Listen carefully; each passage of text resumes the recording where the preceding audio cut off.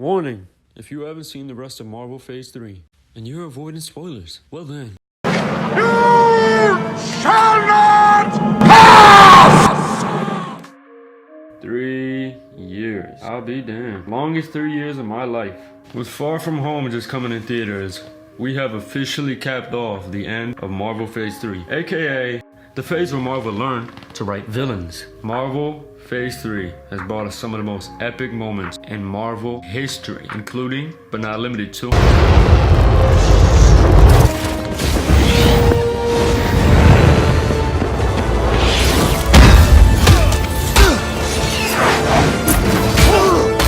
I just shit myself!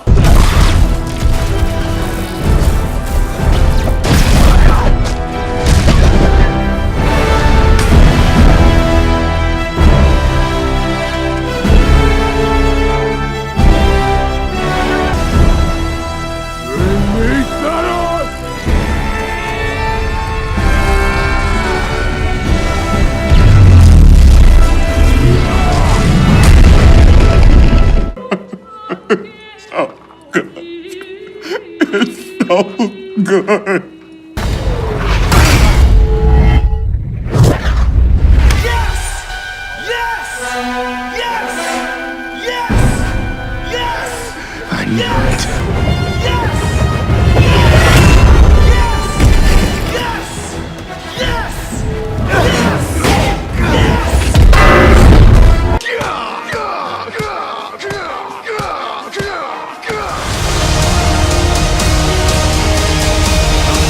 Number 11, Captain Marvel.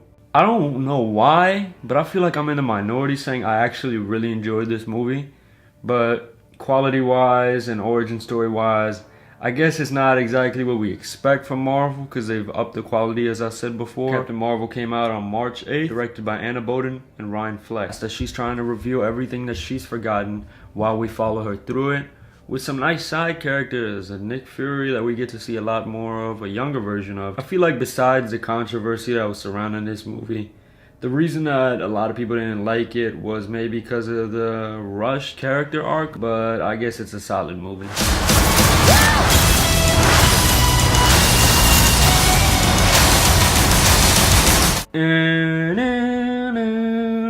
Can we all please appreciate how badass the Ant-Man and Wasp theme song is? Ant-Man follows the heist situation type vibe the first one set in. We got a lot more Michael Pena, we got a lot more comedy, and we got a lot more fun in this movie. A welcome summer movie edition. Next.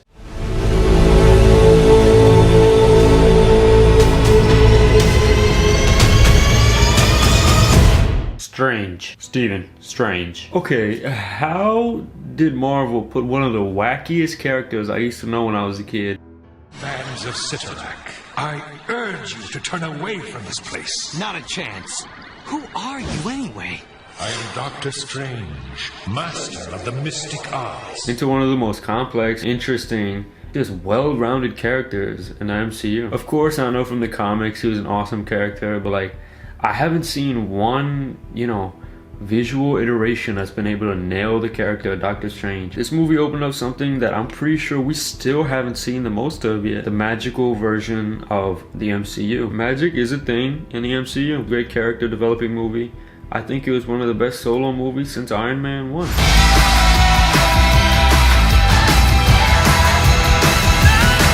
If you like pina coladas, then you'll probably like this movie. I don't actually know if it has to do with each other. Maybe like if you like pina coladas and you're like colorful, like whatever. Guardians of the Galaxy 2 is by far one of the best movies in the MCU. And I'm not capping right here. First of all, the Guardians of the Galaxy trilogy is probably gonna be top 3 or top 5. Definitely top 5 superhero trilogies of all time once it's said and done. And that's a fact. Guardians of the Galaxy 2 picks up where the first Guardians of the Galaxy dropped off in a colorful and possibly even more beautiful world than the second one. These movies aren't afraid to show themes that you might not see in other Marvel or even DC movies. Probably one of the most standalone movies in the MCU. What I mean by that is you don't have to see the other MCU movies to enjoy this movie. That's what I like about the Guardians of the Galaxy movies, and that's what I like about James Gunn's directing, and that's why I'm so happy he's coming back for Guardians of the Galaxy 3. Ego was great, every character's arc was further analyzed, and everything about this movie was enjoyable, and I'm on that side that really liked it.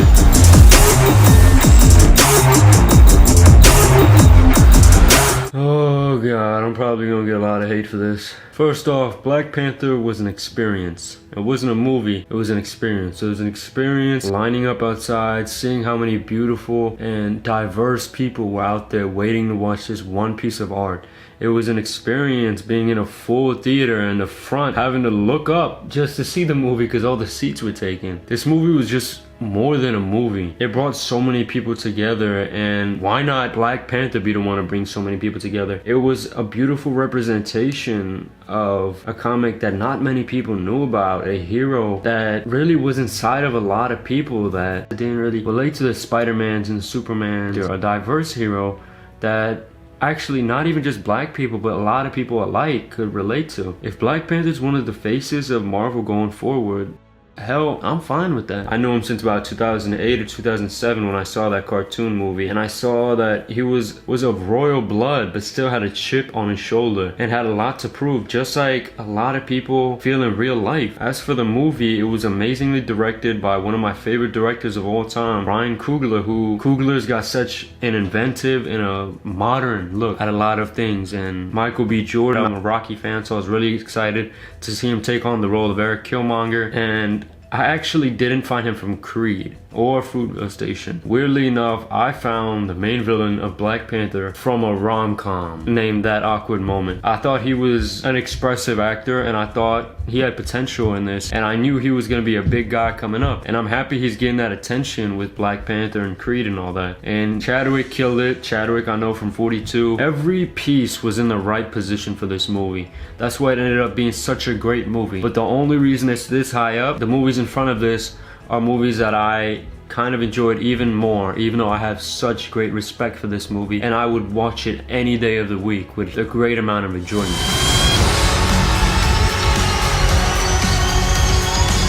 At number 6, we have the most fun solo movie I have ever seen, besides possibly one of the other movies that are coming up. Thor Ragnarok reinvented, not Thor. Taika Waititi reinvented Thor more in 2 hours than any other movie ever has to this day. Thor started to become a bland, dull, unrelatable character that was pretty much nobody's favorite Avenger. Yeah, he was a pretty good character and all that, but he really wasn't as connectable as like the big guys, even though it's supposed to be the big three of Cap, Iron Man, and Thor, but it was more of Cap and Iron Man at this point. And then comes Taika Waititi, throwing in a couple awesome side characters like Valkyrie, Korg, Meek, a new and reinvented version of Idris Elba's Heimdall, and who am I forgetting?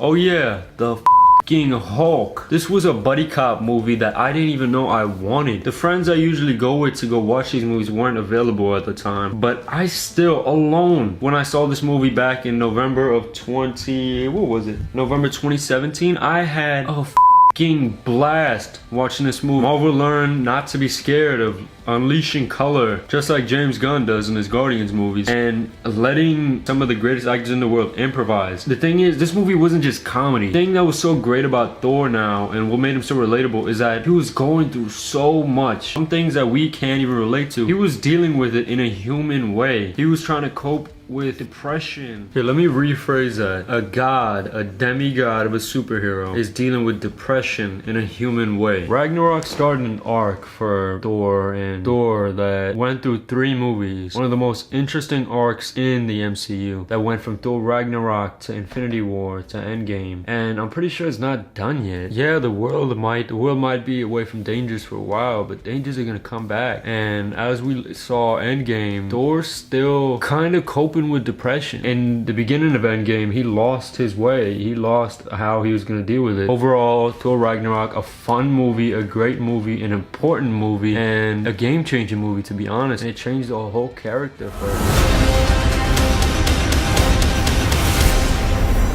So Spider-Man Homecoming somehow managed to reinvent my childhood hero, the hero I looked up to. It was a dream come true, to be honest, seeing this character played so well by Tom Holland, be able to interact with these guys. I used to only see shit like this when I was watching cartoons and stuff like that, and to see it in person was just a whole different feeling and experience. Right now we're seeing a lot of things in the MCU through Spider-Man's eyes.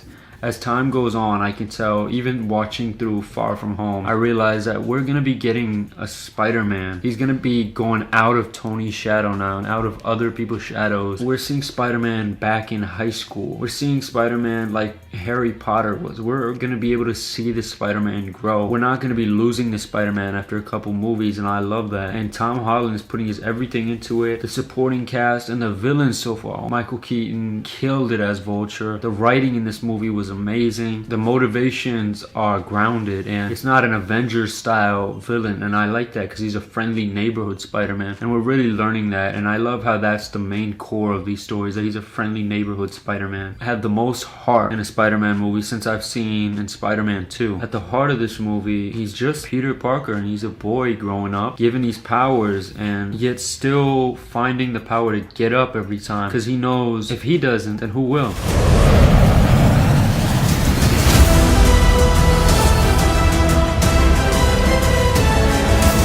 There isn't much about Far From Home that I haven't already said in my review.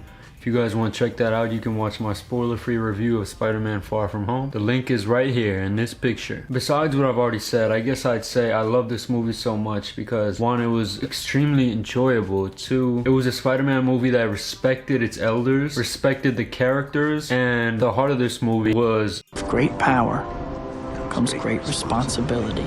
As time's going on, we're gonna start seeing Spider-Man in the MCU rather than an MCU Spider-Man.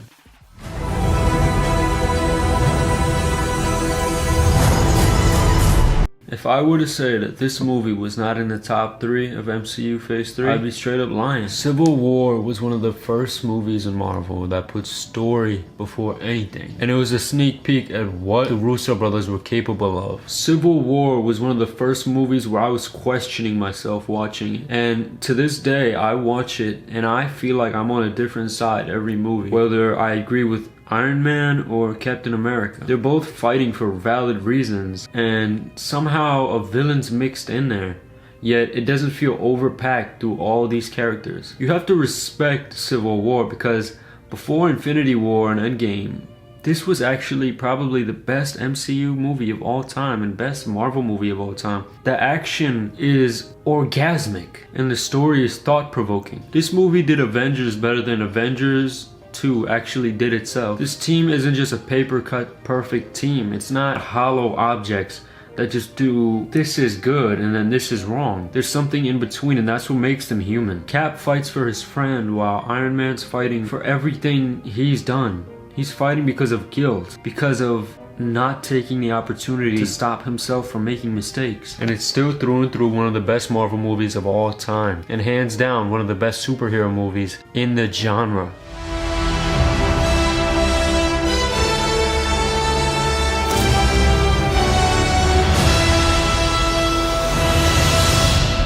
Infinity War is arguably the best superhero film of all time. If number 1 wasn't as amazing, then this would definitely be number 1. A year ago, if you asked me, this would have been number 1. The Russo brothers are amazing with storytelling, and somehow they turned a sociopath into a relatable character in Thanos. And Thanos became one of the best characters overall that Marvel's ever had. Each and every hero got their moment to shine in this. The action was amazing, the storytelling was amazing, and this movie tugged at your heart like no other. This movie showed us the side that we aren't accustomed to. Our heroes are fighting in desperation. They're fighting ripped apart. They're not together. Can these heroes really pull it off? Can they fight the biggest battle when they need it the most? There's never gonna be a saga like Marvel Cinematic Universe. There's never gonna be this again.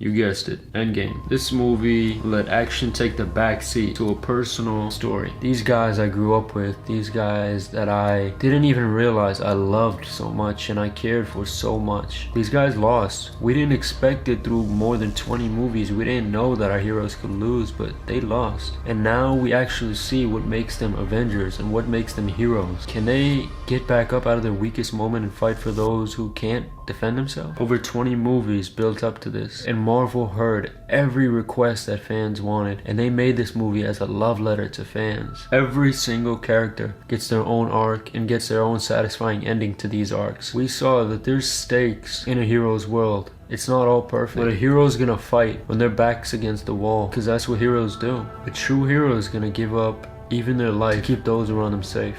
And that's why I love these guys so much. And that's why I love superheroes so much. This movie defined to me why I always loved superheroes. Because when push comes to shove, even if they're down on the ground, they're gonna get back up because it's their responsibility to fight. We can't protect the Earth. You can be damn well sure we'll avenge it. Whatever it takes. Because that's what heroes do. I could turn my YouTube accent back off. Now that was all my rankings of MCU Phase 3. Now we're gonna go to a very reliable source. And we're gonna see what they think about it. And welcome Rotten Tomatoes! Yep. The same Rotten Tomatoes that voted this badassery. Alright, have it your own way. Mask! Was worse than this. Jesus Christ. Coming in at number 11, just like me, Captain Marvel at a 78%. Coming in at number 10, Guardians of the Galaxy 2 at an 84%. Number 9, What?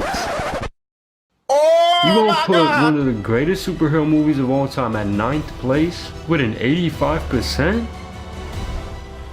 What?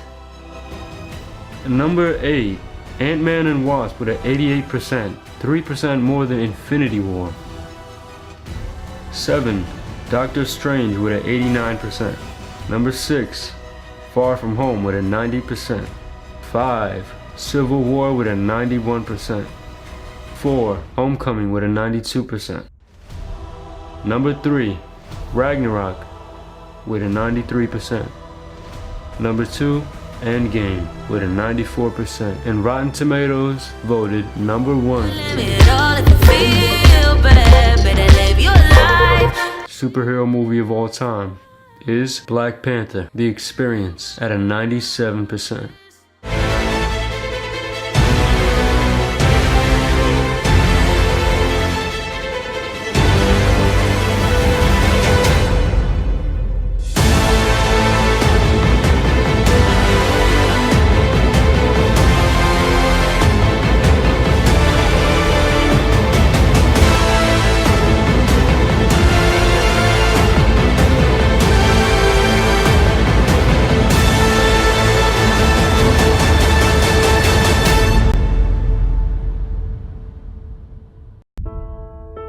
So if I could just throw one last thing about this MCU and this Phase 3, it would probably be thank you.